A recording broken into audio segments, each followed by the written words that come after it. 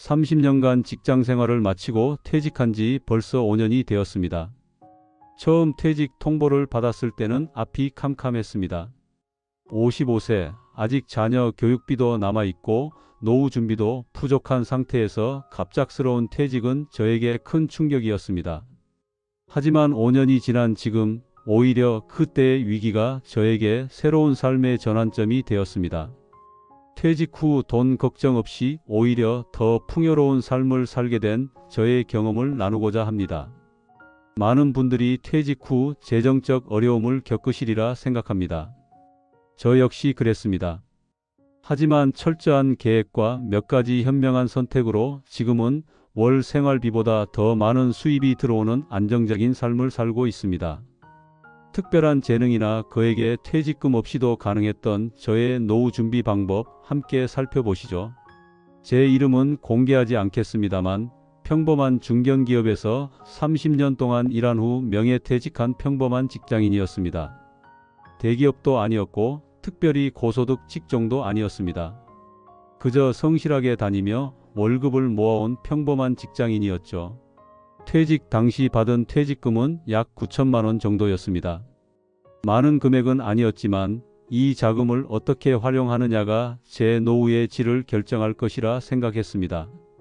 퇴직 직후 가장 먼저 한 일은 냉정한 자산 평가였습니다. 퇴직금 9천만 원, 국민연금 예상 수령액, 개인연금, 그리고 그동안 모아둔 예금과 주식 등을 모두 계산해 보니 약 2억 5천만 원 정도의 자산이 있었습니다. 부족하다고 생각할 수도 있지만 이 자금으로 어떻게 안정적인 현금 흐름을 만들어낼 수 있을지 고민했습니다. 퇴직 후 첫 6개월은 정말 힘든 시간이었습니다.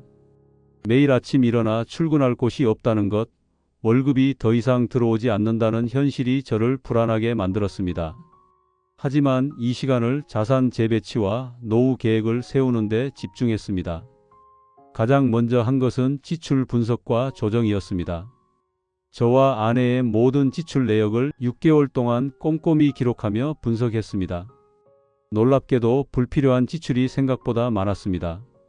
습관적으로 가입해놓고 잘 사용하지 않는 구독 서비스들, 충동적으로 구매하는 물건들, 외식비 등 줄일 수 있는 부분이 상당했습니다. 한 달 생활비가 약 250만 원 정도 필요했는데 이 중 70만 원 가량을 줄일 수 있었습니다. 자녀들은 이미 대학을 졸업하고 취업한 상태였기에 교육비 부담은 없었지만 간혹 지원해주는 자금이 있었는데 이 부분도 조정했습니다. 자녀들과 솔직하게 대화하며 우리의 상황을 설명했고 더 이상의 경제적 지원은 어렵다고 말했습니다. 다행히 자녀들이 이해해 주었습니다.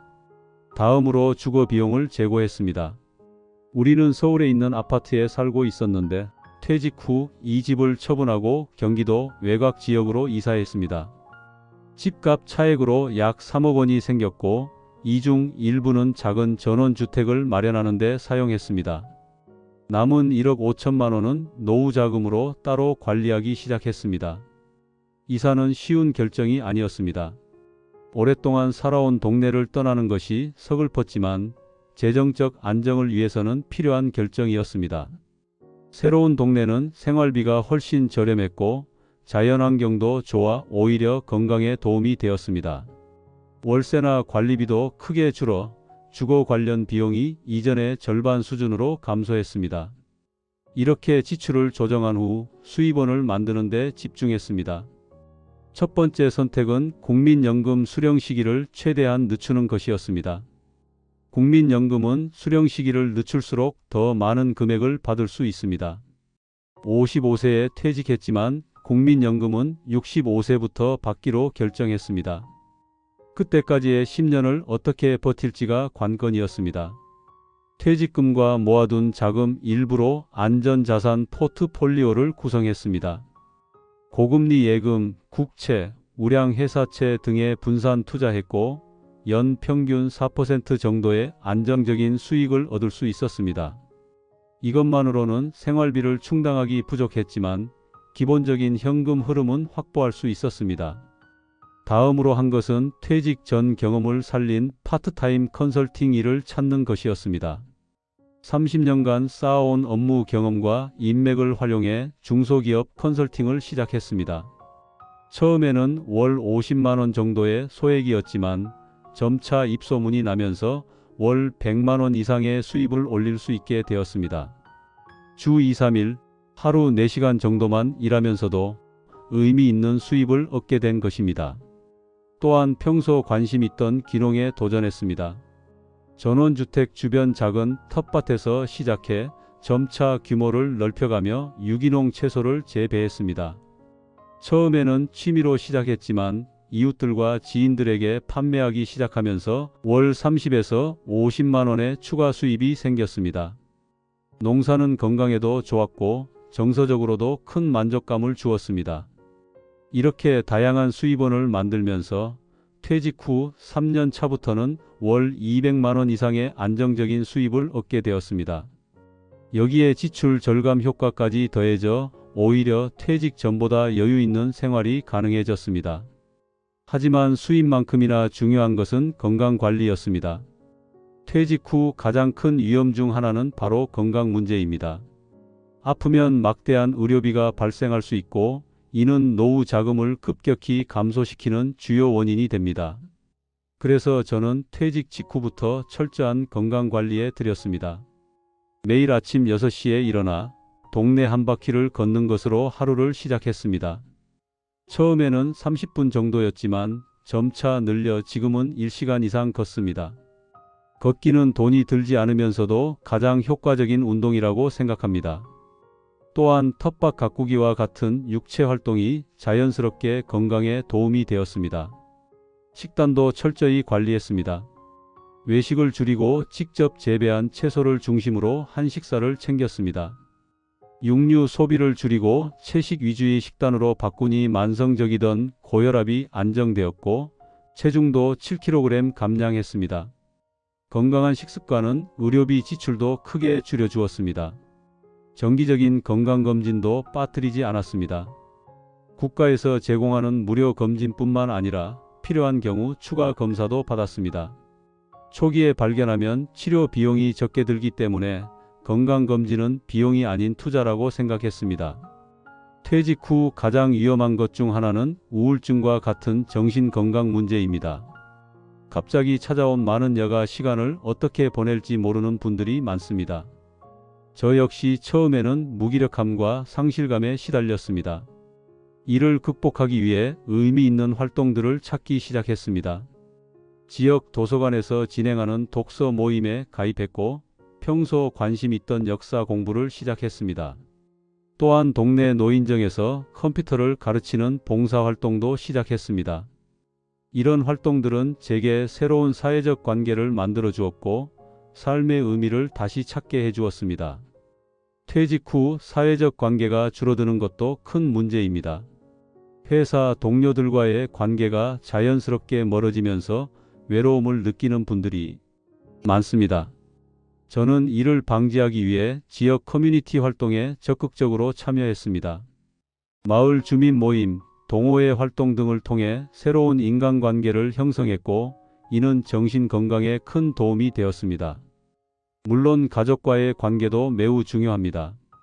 퇴직 후 집에 있는 시간이 많아지면서 배우자와의 관계가 악화되는 경우가 종종 있습니다. 저는 아내와 함께 할 수 있는 취미를 개발했습니다. 함께 요리를 배우고 주말에는 근교 여행을 다니며 새로운 추억을 만들었습니다. 이런 노력들이 오히려 퇴직 전보다 더 깊은 관계를 만들어 주었습니다. 재정적인 면에서도 몇 가지 중요한 결정들이 있었습니다. 저는 퇴직 후 모든 빚을 청산하는 것을 최우선 과제로 삼았습니다. 다행히 주택담보대출 외에는 큰 빚이 없었지만 이마저도 이사하면서 모두 갚았습니다. 빚이 없다는 것은 심리적으로도 큰 안정감을 줍니다. 또한 노후 자금은 절대 손대지 않는 원칙을 세웠습니다. 아무리 급한 일이 있어도 미래를 위해 모아둔 자금은 사용하지 않았습니다. 대신 예상치 못한 지출을 위한 비상금을 따로 마련해 두었습니다. 자동차 수리비, 갑작스러운 의료비 등을 위해 약 1,000만 원 정도의 비상금을 항상 유지했습니다. 투자에 있어서도 보수적인 접근법을 택했습니다. 퇴직 후에는 높은 수익률보다는 안정성이 중요하다고 생각했기 때문입니다. 노후 자금의 70%는 원금이 보장되는 상품에 투자했고 나머지 30%만 수익률이 높은 주식이나 펀드에 투자했습니다. 이렇게 하면 경제 상황이 나빠져도 최소한의 생활은 유지할 수 있다고 판단했습니다. 그리고 무엇보다 중요한 것은 지속적인 학습과 적응이었습니다. 세상은 빠르게 변하고 있습니다. 퇴직했다고 해서 배움을 멈추면 금방 뒤처지게 됩니다.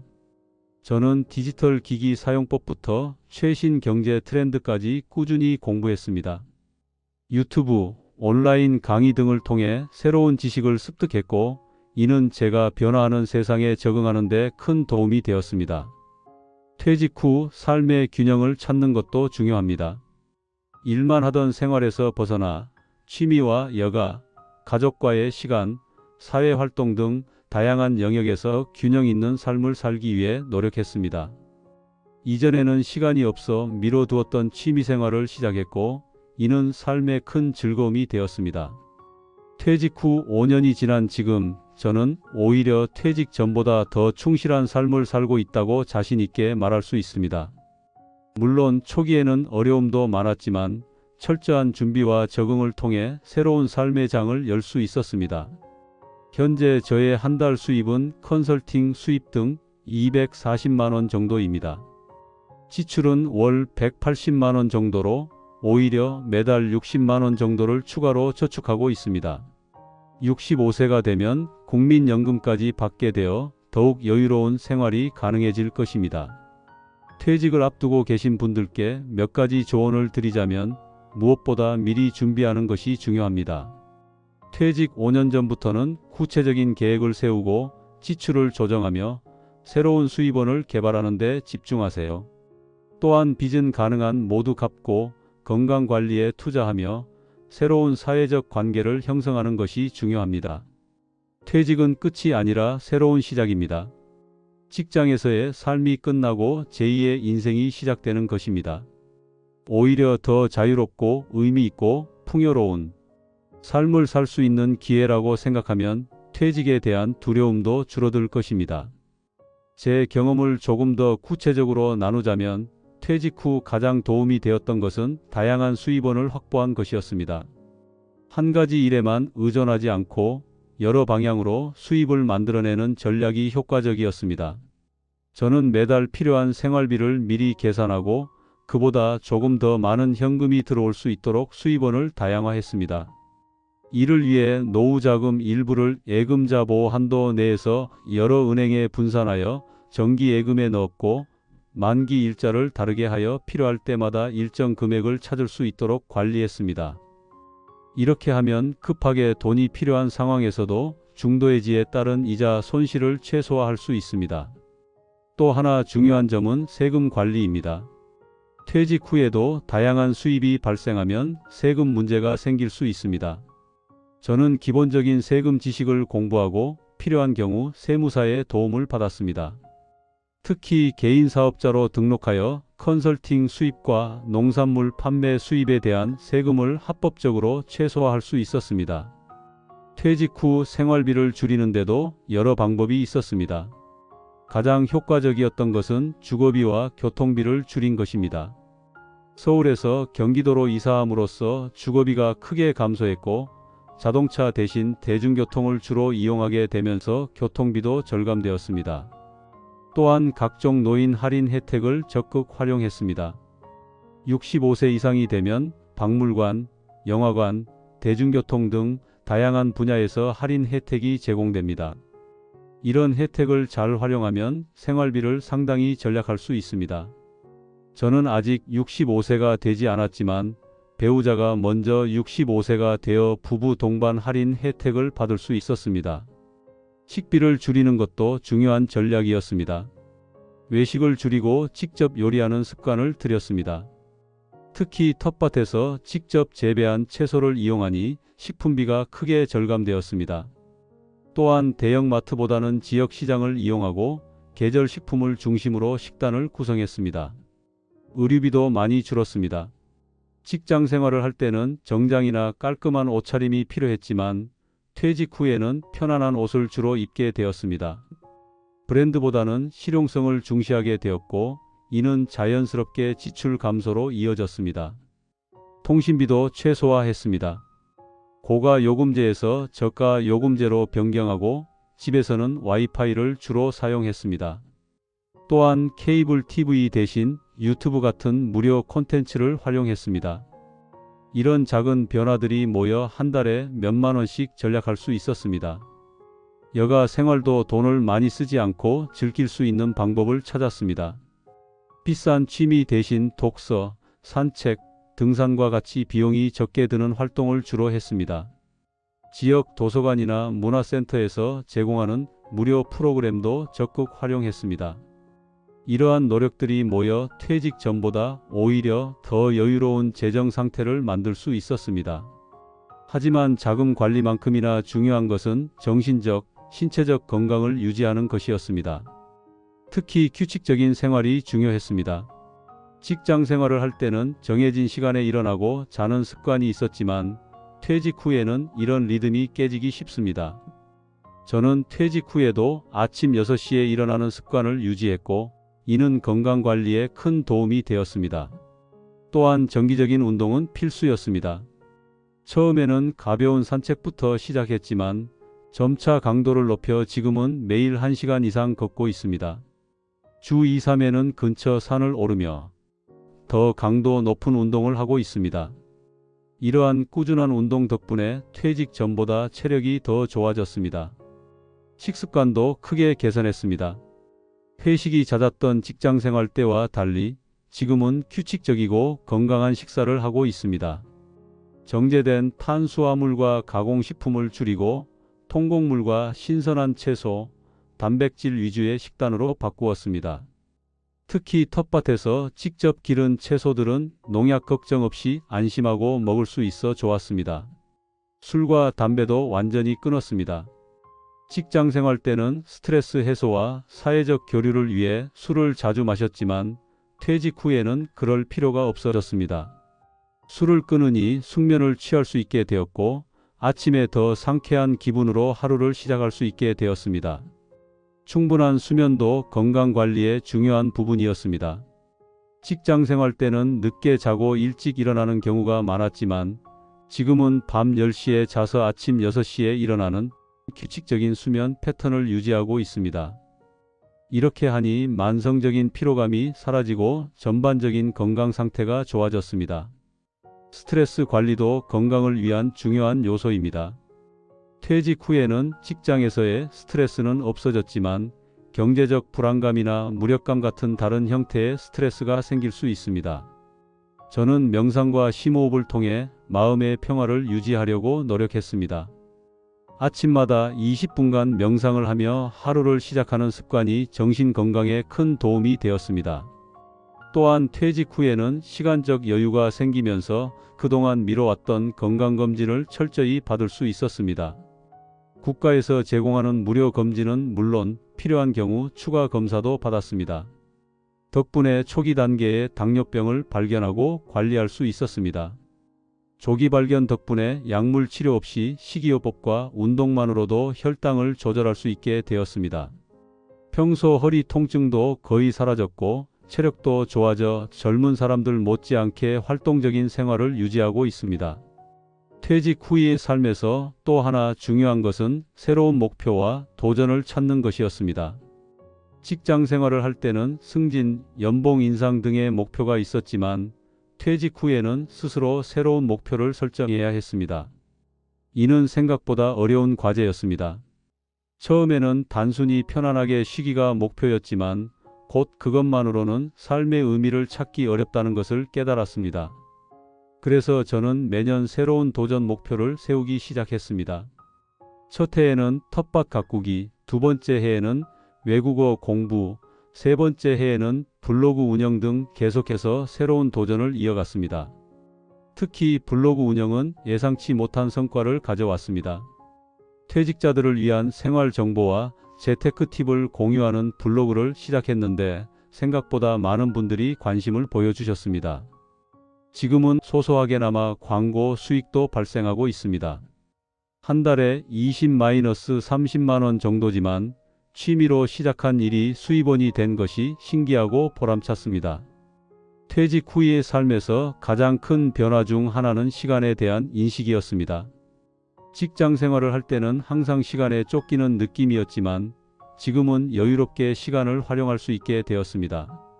아침에 일어나 천천히 차 한 잔 마시며 신문을 읽고 텃밭을 돌보고 오후에는 책을 읽거나 글을 쓰는 여유로운 일상이 가능해졌습니다. 이러한 여유는 삶의 질을 크게 향상시켰습니다. 무엇보다 행복감이 증가했고 소소한 일상의 즐거움을 발견하게 되었습니다. 예전에는 몰랐던 계절의 변화, 식물의 성장, 이웃과의 대화 등 작은 일상이 주는 기쁨을 느낄 수 있게 되었습니다. 물론 퇴직 후의 삶이 항상 순탄하기만 한 것은 아니었습니다. 특히 재정적 불안감은 가끔씩 찾아오곤 했습니다. 인플레이션으로 물가가 오르면 저축해둔 돈의 가치가 떨어지는 것이 걱정되었고 예상치 못한 큰 지출이 생길까 불안할 때도 있었습니다.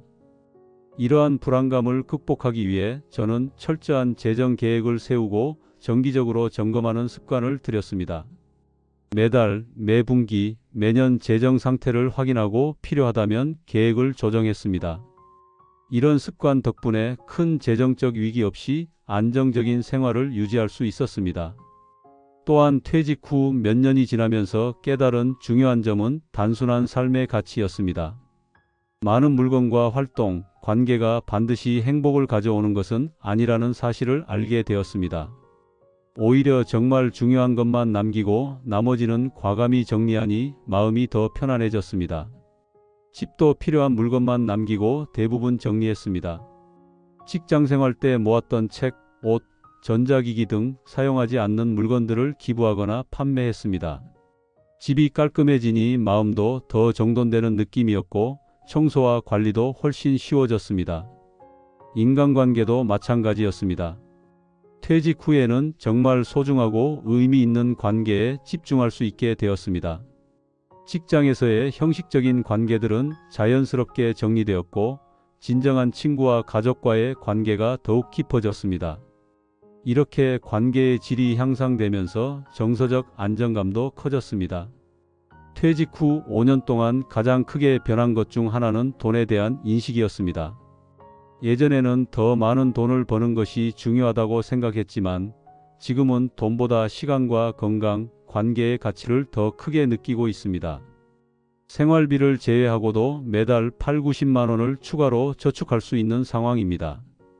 이렇게 저축된 금액은 추가 노후 자금으로 관리하고 있습니다. 특히 몇 년 후 시작될 국민연금 수령 전까지의 기간을 대비하는 자금으로 활용할 계획입니다. 현재까지 퇴직 후 추가로 모은 자금이 약 5천만 원 정도 됩니다. 가끔 주변 퇴직자분들이 이런 저희의 생활에 관심을 보이시며 어떻게 하면 퇴직 후에도 경제적으로 안정된 삶을 살 수 있는지 물어보십니다. 저는 항상 미리 준비하고 지출을 줄이고 새로운 수입원을 찾는 것이 핵심이라고 말씀드립니다.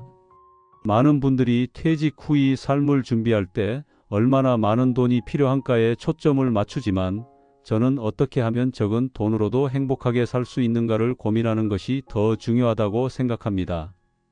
지출을 줄이는 것이 추가 수입을 창출하는 것보다 종종 더 효과적이고 쉬운 방법이기 때문입니다. 물론 모든 사람에게 맞는 단 하나의 해답은 없습니다. 각자의 상황과 선호도에 맞게 퇴직 후 생활을 설계해야 합니다. 누군가는 도시 생활을 선호할 수 있고 다른 사람은 전원 생활이 맞을 수 있습니다. 중요한 것은 자신에게 맞는 방식을 찾아 준비하는 것입니다. 앞으로의 계획도 조금씩 세우고 있습니다. 65세가 되면 국민연금을 받기 시작할 예정이고 그때부터는 컨설팅 일을 조금 줄이려고 합니다. 대신 취미로 시작한 블로그 활동을 더 확대하고 퇴직자들을 위한 소규모 강연이나 상담 활동도 시작할 계획입니다. 70세 이후에는 더 많은 여행을 다닐 생각입니다. 젊었을 때는 시간이 없어 가보지 못했던 국내외 여행지를 천천히 둘러볼 계획입니다. 특히 한 달 살기 형태의 장기 여행을 통해 다양한 지역의 문화와 생활을 경험해 보고 싶습니다. 80세 이후를 대비한 계획도 세우고 있습니다. 나이가 들면서 건강이 더 중요해지고 거동이 불편해질 수 있기 때문입니다. 특히 장기 요양이 필요할 경우를 대비해 장기 요양 보험에 가입했고 필요시 사용할 수 있는 응급 자금도 마련해 두었습니다. 아직 건강하지만 미리 준비하는 것이 나중에 가족들에게 부담을 주지 않는 방법이라고 생각합니다. 이렇게 퇴직 후에 삶을 단계별로 계획하고 준비하니 미래에 대한 불안감도 줄어들었고 현재의 삶을 더 즐길 수 있게 되었습니다. 미래를 걱정하기보다는 오늘 하루를 충실히 살면서 건강과 행복을 유지하는 것이 가장 중요하다는 것을 깨달았습니다. 퇴직을 앞두고 계신 분들이 가장 두려워하는 것 중 하나는 경제적 불안입니다. 내 돈이 노후에 충분할까? 인플레이션으로 저축 가치가 떨어지면 어떡하지? 예상치 못한 의료비가 발생하면 어떡하지? 등의 걱정이 많으실 겁니다. 이런 불안감은 자연스러운 것이지만 철저한 준비와 계획으로 상당 부분 해소할 수 있습니다. 저 역시 처음에는 이런 두려움이 컸지만 구체적인 재정 계획을 세우고 다양한 수입원을 확보하면서 점차 안정감을 찾을 수 있었습니다. 또한 많은 분들이 퇴직 후 정체성 상실을 경험합니다. 오랜 시간 직장인으로서의 정체성을 가지고 살아왔는데 갑자기 그 역할이 사라지면 나는 누구인가? 라는 의문이 생기는 것입니다. 저도 처음 몇 개월간은 이런 혼란을 겪었습니다. 하지만 시간이 지나면서 새로운 정체성을 형성할 수 있었습니다. 직장인에서 컨설턴트로, 도시 생활자에서 텃밭을 가꾸는 반농인으로, 그리고 블로거로서의 새로운 정체성을 찾게 되었습니다. 이렇게 새로운 역할과 활동을 통해 자신의 가치를 재발견하는 과정이 퇴직 후 적응에 매우 중요했습니다. 사회적 관계의 변화도 적응이 필요한 부분이었습니다. 직장 동료들과의 관계가 자연스럽게 소원해지면서 외로움을 느끼는 시기가 있었습니다. 하지만 지역 커뮤니티 활동, 취미 모임 참여 등을 통해 새로운 인간관계를 형성할 수 있었고 이는 정서적 안정에 큰 도움이 되었습니다. 특히 퇴직자 모임에 참여한 것이 큰 도움이 되었습니다. 비슷한 경험과 고민을 가진 사람들과 교류하면서 많은 정보와 위로를 얻을 수 있었습니다. 서로의 경험을 나누고 성공 사례와 실패 사례를 공유하면서 더 나은 노후 생활을 설계할 수 있었습니다. 퇴직 후 부부 관계도 새롭게 정립해야 했습니다. 갑자기 함께 보내는 시간이 늘어나면서 초기에는 적응이 필요했습니다. 서로의 공간과 시간을 존중하는 법을 배우고 함께 즐길 수 있는 활동을 찾는 과정이 필요했습니다. 아내와 함께 요리 교실에 다니기 시작했는데 이는 우리 관계에 새로운 활력을 불어넣었습니다. 함께 새로운 요리법을 배우고 집에서 실습하면서 대화도 많아지고 유대감도 깊어졌습니다. 지금은 주말마다 번갈아가며 특별한 요리를 만들어 함께 즐기는 시간을 갖고 있습니다. 주변 환경의 변화도 적응이 필요했습니다. 서울에서 경기도 외곽으로 이사하면서 생활 패턴이 크게 바뀌었습니다. 도시의 편리함 대신 자연에 가까운 환경에서 생활하게 되었고 이는 장단점이 모두 있었습니다. 대중교통이 불편해진 대신 맑은 공기와 조용한 환경을 얻었고 쇼핑이나 문화생활이 제한된 대신 텃밭 가꾸기나 등산 같은 새로운 활동을 즐길 수 있게 되었습니다. 이러한 변화에 적응하면서 새로운 삶의 방식을 배우게 되었습니다. 건강관리 측면에서도 많은 것을 배웠습니다. 퇴직 후 갑자기 증가한 여가 시간을 어떻게 건강하게 활용할지 고민했고 규칙적인 운동과 식이요법을 생활화했습니다. 특히 걷기와 요가는 신체적, 정신적 건강에 큰 도움이 되었습니다. 시간 관리도 중요한 도전이었습니다. 갑자기 늘어난 자유시간을 어떻게 의미 있게 사용할지 고민했습니다. 처음에는 TV 시청이나 인터넷 서핑으로 시간을 보내는 경우가 많았지만 점차 계획적으로 시간을 활용하는 법을 배웠습니다. 매일 아침 그날의 계획을 세우고 주간 및 월간 목표를 설정하는 습관을 들였습니다. 이렇게 하니 하루하루가 더 충실하게 느껴졌고 성취감도 커졌습니다. 특히 아침 시간을 효율적으로 활용하는 것이 하루 전체의 질을 높이는 데 중요했습니다. 주말에는 가족과 함께하는 시간을 우선시했습니다. 이런 균형 잡힌 시간 관리가 삶의 만족도를 높이는 데 큰 역할을 했습니다. 퇴직 후 가장 큰 즐거움 중 하나는 새로운 것을 배우는 기쁨이었습니다. 직장 생활 때는 업무 관련 지식만 주로 습득했지만 이제는 다양한 분야의 지식을 탐구할 수 있게 되었습니다. 역사, 철학, 문학 등 평소 관심 있던 분야의 책을 읽고 강의를 들으며 지적 호기심을 충족시켰습니다. 특히 디지털 기술을 배우는데 많은 시간을 투자했습니다. 블로그 운영을 위해 기본적인 HTML, CSS를 익혔고 사진 편집, 동영상 제작 방법도 독학했습니다. 처음에는 어려웠지만 차근차근 배워나가니 나이가 들어도 새로운 기술을 습득할 수 있다는 자신감이 생겼습니다. 외국어 공부도 시작했습니다. 예전부터 관심 있던 일본어를 배우기 시작했는데 1년 정도 꾸준히 공부하니 간단한 회화가 가능해졌습니다. 이를 통해 일본 여행 시 현지인들과 소통하는 즐거움을 경험할 수 있었습니다. 노후에 대한 불안감을 줄이는 데 가장 효과적이었던 것은 작은 성취감을 꾸준히 쌓아가는 것이었습니다. 텃밭에서 첫 수확을 했을 때, 블로그 방문자가 1000명을 넘었을 때, 컨설팅 의뢰가 늘어났을 때 등 작은 성공 경험들이 자신감과 안정감을 키워주었습니다. 퇴직 후 5년이 지난 지금 저는 이전의 직장 생활로 돌아가고 싶지 않다고 자신 있게 말할 수 있습니다. 물론 경제적으로는 더 풍족했을지 모르지만 지금의 삶이 훨씬 더 균형 잡히고 만족스럽기 때문입니다. 물론 모든 사람에게 같은 방법이 적용되는 것은 아닙니다. 각자의 상황과 선호도, 재정 상태에 맞게 퇴직 후 생활을 설계해야 합니다.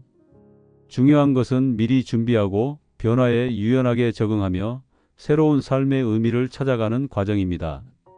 제가 퇴직 후 5년간의 경험을 통해 깨달은 가장 중요한 교훈은 행복은 많은 돈이나 성공이 아닌 일상의 작은 기쁨과 의미 있는 관계, 그리고 건강에서 온다는 것입니다.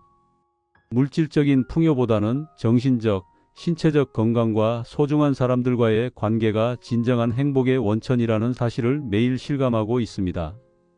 아직 퇴직을 앞두고 계신 분들께 드리고 싶은 말씀은 퇴직이 끝이 아니라 새로운 시작이라는 점입니다. 충분한 준비와 긍정적인 마음가짐으로 접근한다면 퇴직 후의 삶이 오히려 더 풍요롭고 의미 있을 수 있습니다. 퇴직을 준비하는 과정에서 가장 중요한 것은 재정적 준비, 건강관리, 그리고 정신적 준비입니다. 이 세 가지가 균형을 이룰 때 성공적인 노후 생활이 가능합니다. 특히 퇴직 5년 전부터는 구체적인 계획을 세우고 실행에 옮기는 것이 좋습니다. 재정적 준비는 단순히 돈을 많이 모으는 것이 아니라 지출을 줄이고 안정적인 수입원을 확보하는 방향으로 접근하는 것이 효과적입니다. 주거비, 의료비 등 노후에 필요한 비용을 미리 계산하고 이에 맞는 자금 계획을 세우는 것이 중요합니다. 건강관리는 아무리 강조해도 지나치지 않습니다.